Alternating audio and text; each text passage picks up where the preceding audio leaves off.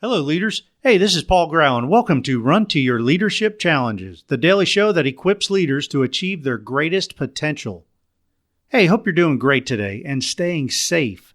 So, yesterday we talked about our guiding principles and/or our core values, leadership core values.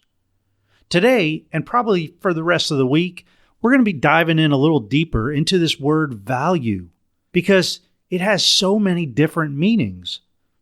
Take, for instance, that we can have values. We can value things and people and places. We can value ourselves. We can value opinions, traits, personalities.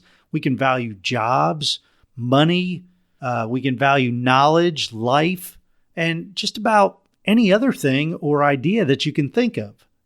We can also add value to things and people, and we can feel valued. We can also have varying beliefs about what is considered valuable or not. And we can even put a price tag on the value of something.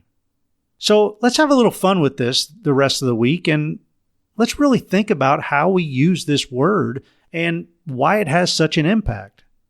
Let's begin by talking about whether your team members feel valued at work.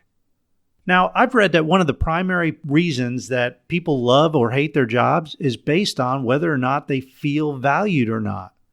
And when it comes right down to it, if they feel valued at work, they have a greater chance of loving their job and will stay longer and be more committed to their work. On the other hand, if they do not feel valued at work, well, they have a greater tendency to hate their job and not be committed to work. And here's the thing on this. Whether or not people feel valued, you can't argue with that. If somebody says they don't feel valued, you can't come up and say, well, yes, you do feel valued, because it's a feeling. So today's challenge is rather simple, yet it'll require you to dig a little bit.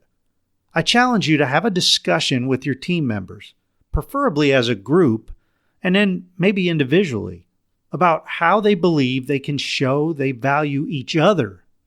Now, I want you to do this as a team and be sure to get input from every individual on the team, including taking part in the conversation yourself.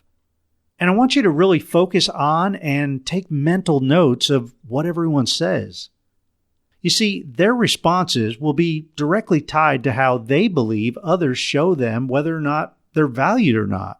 And it'll give you a great opportunity to learn from each of them. In reality, you may value all of your team members, and yet you may not be displaying that in a way that they understand that you value them. Towards the end of this team conversation that you're having, ask them all if they feel like they're valued at work and as a part of the team. Again, be sure to get input from everyone on the team.